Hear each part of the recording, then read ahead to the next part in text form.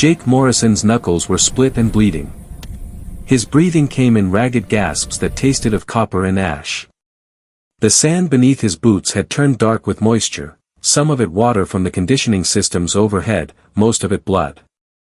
Around him, the Vraxian arena stretched upward in concentric rings of black metal and crystalline viewing platforms, packed with thousands of aliens whose chittering voices created a wall of sound that made his ears ring. The Chromath warrior lay motionless 10 feet away.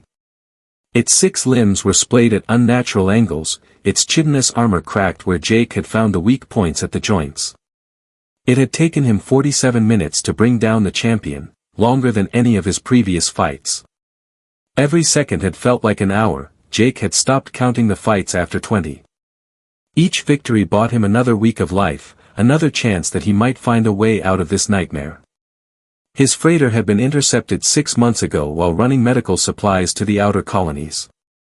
The Vraxian Dominion didn't take prisoners of war, they took entertainment. The crowd's roar slowly transformed into a rhythmic chant. Jake didn't speak Vraxian, but he'd learned what that particular pattern meant. They were calling for the Overlord, high above the arena floor, on a platform that seemed carved from a single piece of obsidian. A figure rose. Overlord Vexthor was massive even by Vraxian standards, his exoskeleton decorated with precious metals that caught the harsh lights. His 4 primary eyes gleamed like rubies.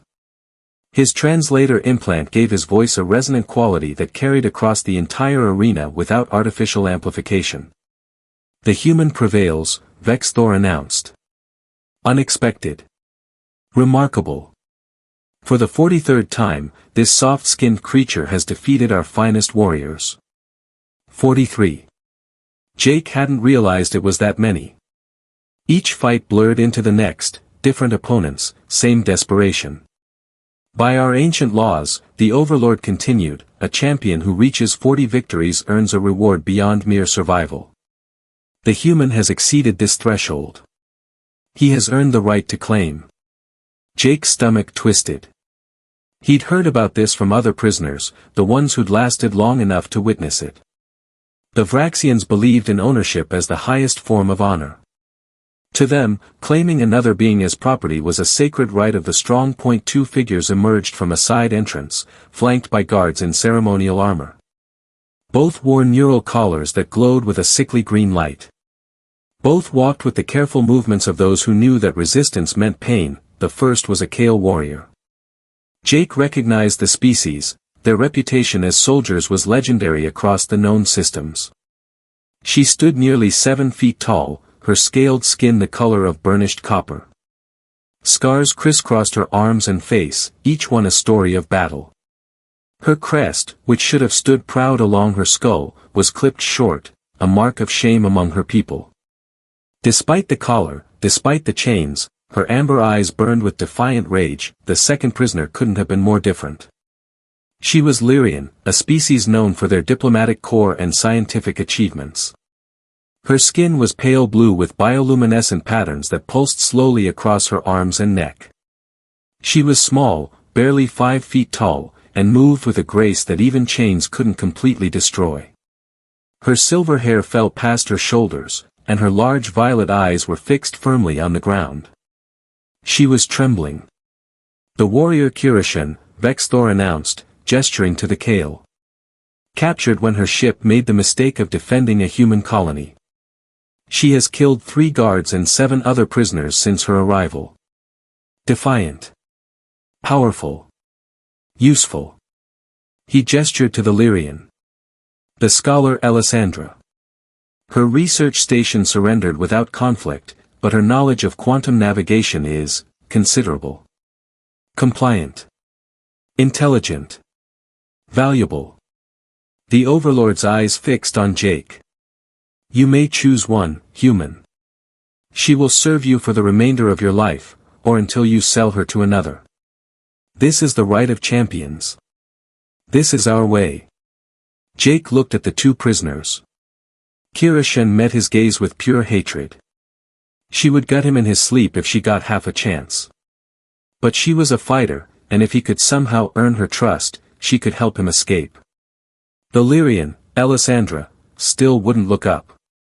Her shoulders shook with silent sobs. She wasn't built for this kind of horror. But her species' knowledge of navigation systems might be the key to stealing a ship. The crowd began to chant again, a different rhythm now. They wanted to see which prize the human would claim. They wanted to see him embrace Vraxian culture, to prove that all species were the same beneath their surface principles. Jake's father had been a minister back on Earth. He'd raised Jake with stories about humans who'd stood against oppression, who'd refused to compromise their values even when it cost them everything. Those stories had seemed quaint when Jake was young, idealistic nonsense from a simpler time. But standing in this arena, caked in blood and staring at two people reduced to property, those old stories suddenly felt vital. Choose, Vexthor commanded. The law requires it. Jake walked forward slowly. His combat boots left prints in the blood-stained sand. Kirishan watched him approach with coiled tension, ready to fight even knowing the neural collar would drop her in seconds. Alessandra flinched, squeezing her eyes shut. Jake stopped 3 feet from them. Then he turned to face the Overlord's platform. No. The single word cut through the arena noise like a blade. The chanting stopped. The thousands of aliens fell silent, trying to understand what they'd just heard. No. Vexthor repeated, his translator giving the word an edge of disbelief. I refuse, Jake said, louder now. Where I come from, sentient beings aren't property. I won't participate in slavery, no matter what you call it. The silence lasted 3 heartbeats. Then the arena erupted into chaos. Some Vraxians screeched in outrage. Others clicked their mandibles in what might have been surprise or amusement. The guards around the arena floor tensed, weapons raised. Behind Jake, Kirishan made a sound like a sharp intake of breath. Alessandra's eyes finally lifted, wide with shock. Overlord Vexthor raised one massive claw. The arena fell silent again, though the tension crackling through the air was almost tangible. You refuse a champion's right? The Overlord's voice was dangerously soft. You insult our traditions. I respect your culture, Jake said carefully. But I cannot betray my own. Humans don't own people. Then you are a fool. Vexthor leaned forward on his platform. Refusal of a champion's right is grounds for immediate execution. Not merely yours, theirs as well. He gestured to the 2 prisoners. Your noble principles will cost 3 lives instead of 1. Is your conscience worth that price? Jake had anticipated this. The Vraxians valued strength above all else, but they also valued cunning. They respected a good strategy even when it came from an enemy. I propose an alternative, Jake called out. Grant me an audience. Private. I have information about human defensive positions that would be valuable to the Dominion. The crowd erupted again. Everyone knew that tensions between humans and Vraxians had been escalating toward open war. Intelligence about human military capabilities would be worth a fortune. Vexthor's eyes narrowed. All 4 of them fixed on Jake with calculating intensity. You would betray your species. I would survive, Jake said. That's what all this is about, isn't it? The strong survive. The weak perish. I'm strong enough to win 43 fights. I'm smart enough to see which side will win the coming war. It was a careful dance. Jake needed to sound pragmatic enough to be believed, but not so eager that he'd seem suspicious. He could see the Overlord considering, weighing the potential value against the risk. Finally, Vexthor gestured with 1 claw. Bring them all to my private chamber. If the human's information proves worthless, we will execute him slowly. The females will watch before joining him in death. Guards surrounded them immediately. Jake caught one glimpse of Kirishan's face. Her expression had shifted from hatred to confusion. Alessandra was staring at him with something that might have been hope or horror, he couldn't tell which. They were marched through corridors carved from dark stone, past murals depicting Vraxian conquests. The deeper they went into the fortress, the more ornate the decorations became. Gold and precious gems studded the walls. Captured weapons from a dozen species hung as trophies. Finally, they reached a massive door that took 4 guards to open. Beyond it was a chamber that was part throne room, part war room. Holographic displays showed star maps and fleet positions. The Overlord seat dominated the center, a construction of metal and bone that somehow managed to look both regal and threatening. Vextor entered through a side door and settled into his throne with a sound like grinding stone. The guards forced Kirishin and Elisandra to their knees. Jake remained standing, flanked by armed Vraxians. "Speak," the Overlord commanded. "Convince me that your life has value beyond entertainment." Jake took a breath. Everything depended on the next few minutes. "Your Dominion believes it understands humans," he began. "You think we're weak because we value cooperation over domination. You think our unwillingness to take slaves makes us soft. And we are correct," Vextor said. "Maybe. But there's something you don't understand about us." Jake stepped forward, ignoring the guard's weapons tracking his movement. "Humans are most dangerous when we're desperate. And right now, my species is very, very desperate." "Desperate creatures are unpredictable," Overlord Vextor said, his massive form shifting slightly in his throne. "Continue." Jake had spent 6 months in captivity planning for this moment. Every fight in the arena, every conversation with other prisoners, every observation of Vraxian behavior, all of it had been preparation. "The human military knows it can't win a conventional war against the Dominion," Jake said. "Your fleets outnumber ours 3-1. Your weapons technology is decades ahead of ours. In a straight fight, we lose." "This is not news," Vextor replied. "Why should this information buy your life?" "Because desperate humans don't fight fair." Jake began to pace, a calculated risk that made the guards tense but showed confidence. "We've been developing unconventional weapons. Things that violate every treaty we've ever signed. Things that terrify our own scientists." The Overlord leaned forward slightly. "What kind of weapons?" "Nanophage swarms. Self-replicating, impossible to detect until they're already in your systems. They don't just destroy ships, they consume them, use the raw materials to make more of themselves." Jake was lying through his teeth, but he'd spent months studying Vraxian strategic doctrine through overheard conversations and stolen data paths. He knew what would frighten them. One infected ship could destroy an entire fleet within hours. "Biological warfare," Vextor said, his voice carrying a note of disgust. "Cowardly." "Effective," Jake countered. "And there's more. We've found a way to weaponize quantum entanglement. Instant communication across any distance, and instant detonation. No warning, no defense. Your ships could explode from the inside before your sensors even registered a threat." This was all fiction, but good fiction. Jake had peppered in enough real scientific terminology to make it sound plausible. The key was to make the Vraxians afraid enough to reconsider their war plans, afraid enough to value him as an intelligence asset. Kirishin, still kneeling nearby, made a soft sound. Jake couldn't tell if it was disgust at his apparent betrayal or something else. "You would reveal these weapons to us?" Vextor asked. "Why?" "Because I want to live." Jake stopped pacing and faced the Overlord directly. "And because if you invade human space, those weapons will be used. Billions will die on both sides. The galaxy will be poisoned for generations. But if you have advanced knowledge, you can develop countermeasures. You can minimize the damage. You can still win, but with far fewer losses. And what do you want in return for this extraordinary betrayal?" Here it was, the critical moment.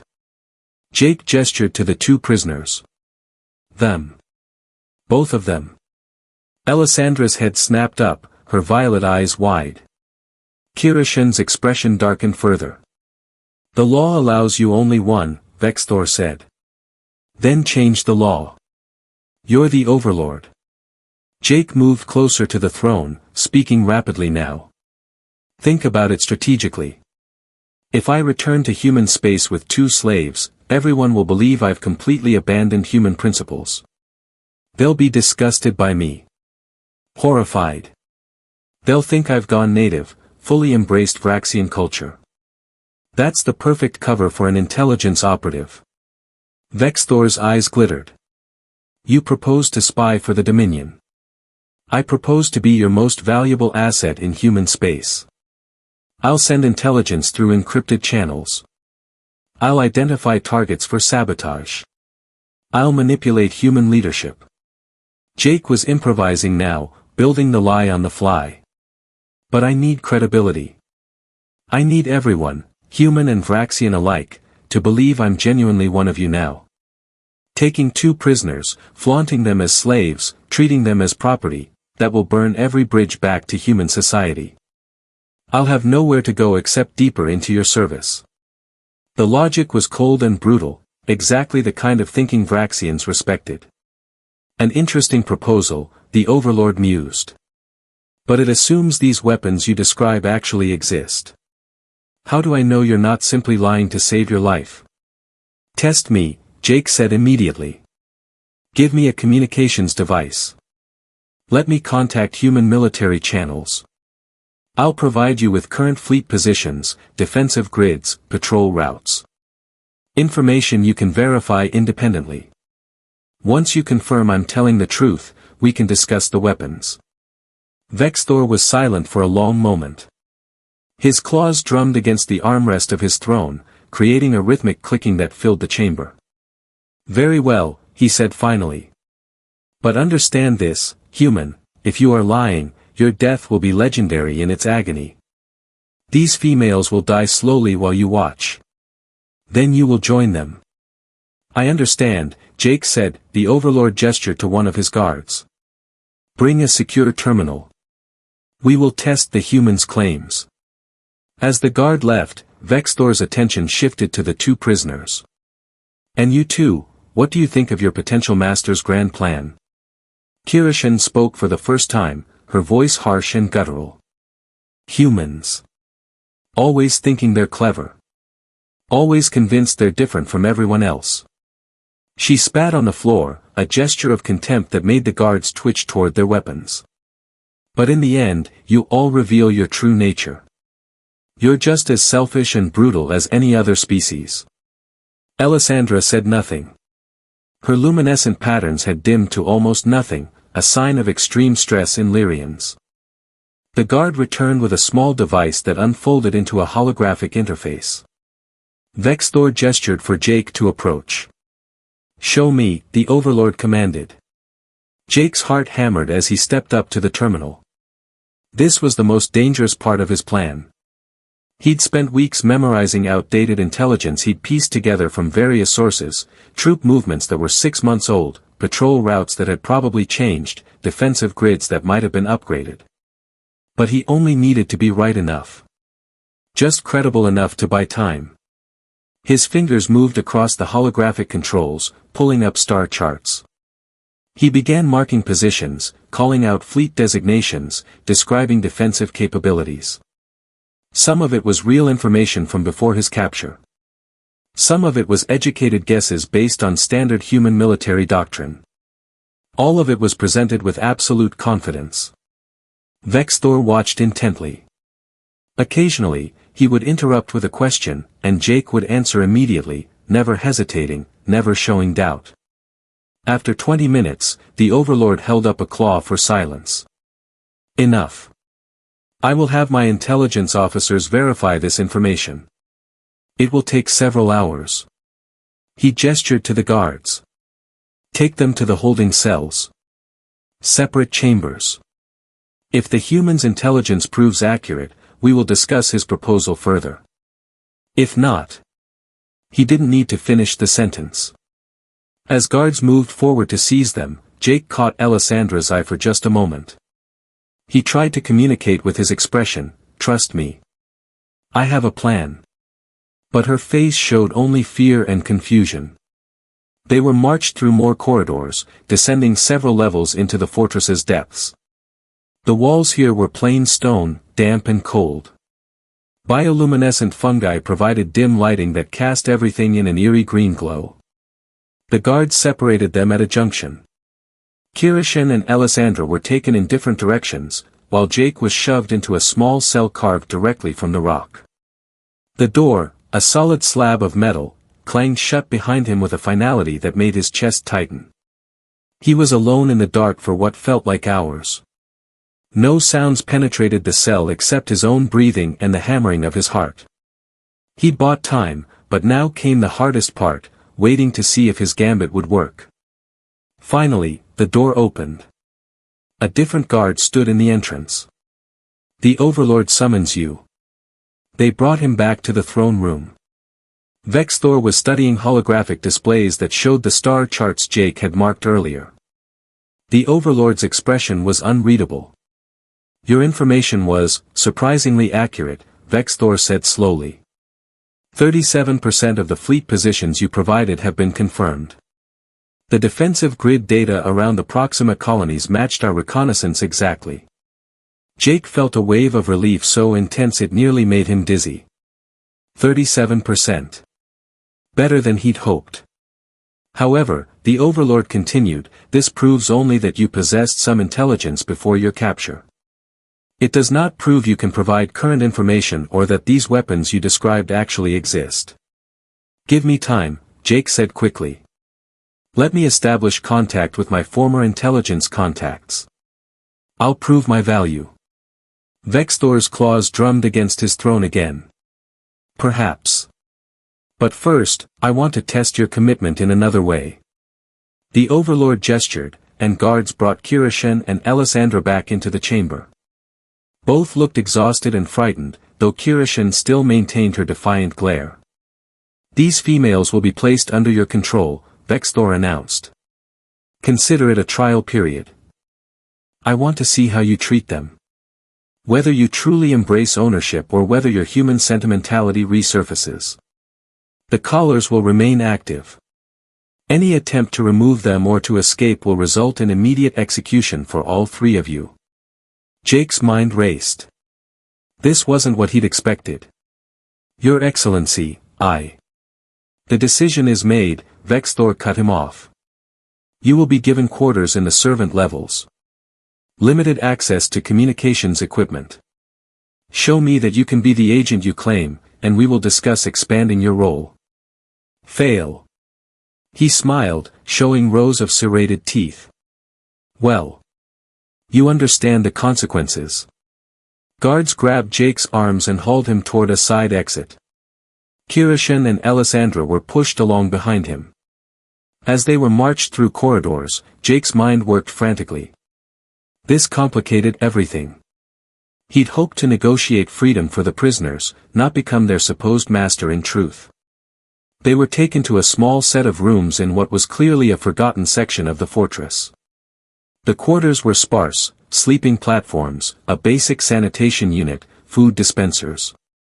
But crucially, they weren't cells. There were no bars, no locks that Jake could see from inside. The guards shoved all three of them through the entrance. "The human will receive a communication device tomorrow," one guard said. "Until then, enjoy your new property." The way he said the last word made it clear he found the whole situation amusing. The door closed. They were alone. For several seconds, nobody moved. Then Kirishin lunged at Jake with a speed that would have done her credit even without enhanced strength. Her hands closed around his throat before he could react. "Give me one reason," she snarled, her face inches from his, "why I shouldn't snap your neck right now." "Because," Jake gasped, "it's all a lie. I'm getting us out of here." Kirishin's grip loosened slightly. "What?" "The betrayal. The intelligence. All of it." Jake spoke quickly, his throat aching. "I gave them old information I memorized before capture. It was accurate enough to buy credibility but useless for actual military planning. The weapons I described don't exist. None of it is real." Alessandra had backed into a corner, her bioluminescent patterns flickering with distress. "But you told them you would spy for the Dominion. You said you wanted to own us." "I said what I needed to say to keep us alive long enough to escape." Jake gently removed Kirishin's hands from his throat. The Kale warrior let him, though her expression remained suspicious. Look, I'm not a spy or a soldier. I'm a freighter pilot who got incredibly unlucky.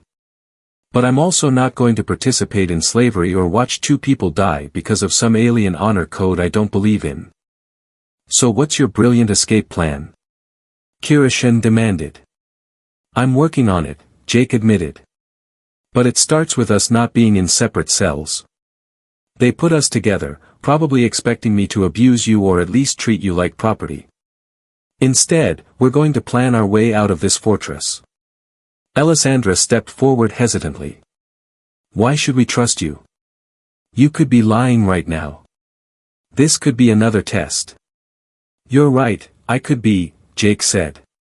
But ask yourself, what do I gain from that? If this was a test, the smart move would be to actually abuse you, prove I'm committed to Vraxian ways.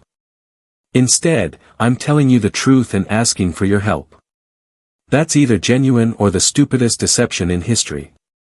Kirishin studied him with those amber eyes, searching for deception. Finally, she stepped back. Fine. I'll play along for now. But if you betray us, human, I will find a way to kill you before they kill me. That's a promise.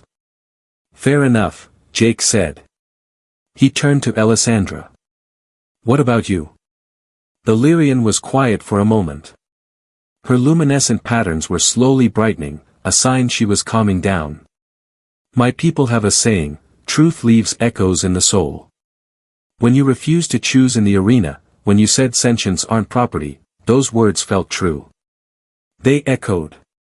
She nodded slowly. I will trust that echo. Thank you, Jake said simply. Now, we need to figure out the layout of this place, security protocols, and how to disable these collars without triggering them. Alessandra, you said you're a quantum navigation specialist. Yes, why? Because these neural collars probably use some kind of quantum encryption to prevent tampering. If anyone can figure out how to disable them, it's you. A small smile crossed the Lyrian's face, the first Jake had seen from her. You're asking me to hack Vraxian military-grade security hardware with no tools and no scanning equipment? Yes. That's impossible. Probably, Jake agreed. But we've got nothing but time and desperation. So let's see what we can do. Kirishin moved to the door, pressing her ear against it. I count 3 guards in the corridor outside. Probably more at the main checkpoints. The collars are our biggest problem. Even if we overpower the guards, these things will drop us before we get 10 meters. Jake looked at the collar around his own neck. The Vraxians had fitted him with one when they agreed to Vexthor's trial. The metal was cool against his skin, humming with barely perceptible energy. There has to be a control system, he said. Probably biometric, keyed to Vraxian guards or command staff. If we could somehow access that system. We'd need to get close to someone with authorization, Alessandra said. Her scientific mind was already working on the problem. And even then, the collars might have backup protocols.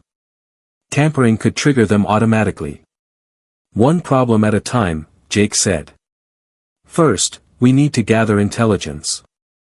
Tomorrow, when they give me communications equipment, I'll try to observe the security systems. See if I can identify weak points. And in the meantime? Kirishin asked. In the meantime, we rest. We plan.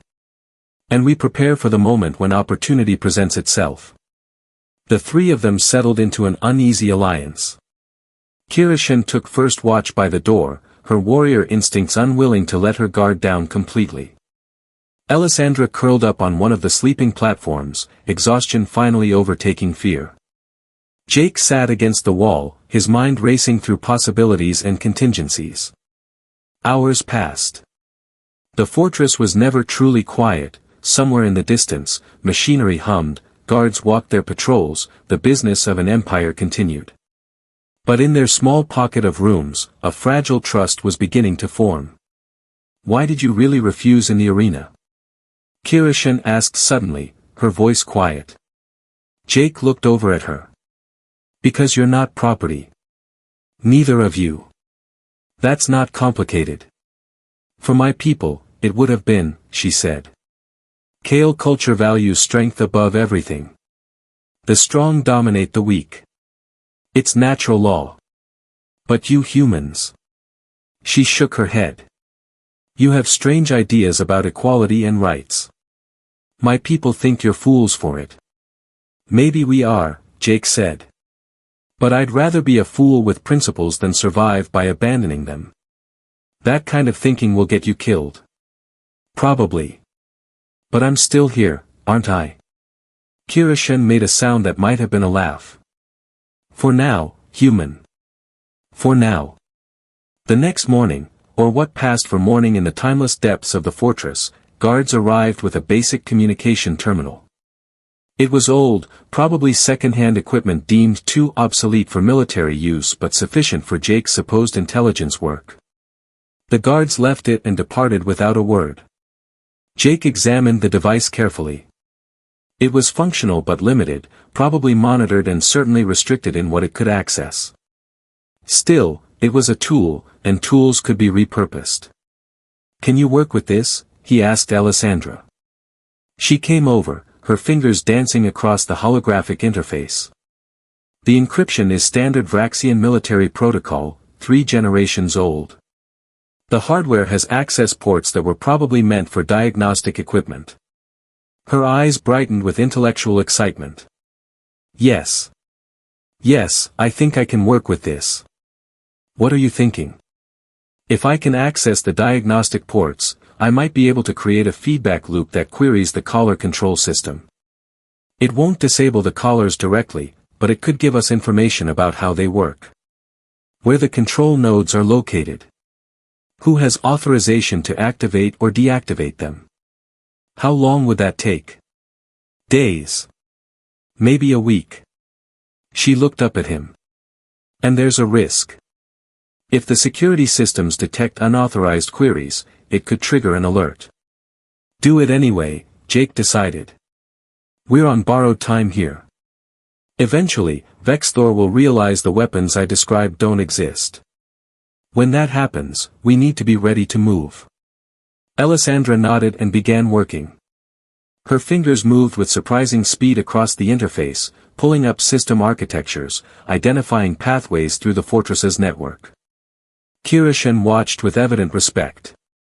Your people really are as intelligent as the rumors say, the Kale warrior observed. Intelligence without strength is useless, Alessandra replied, her attention never leaving her work. At least, that's what the Vraxians believe. That's why they raided our research stations. They thought we'd be easy prey. Were they right? We had no weapons. No military. We surrendered immediately when their warships arrived. Her hands paused for just a moment. 43 scientists and support staff. They took all of us. I don't know what happened to the others.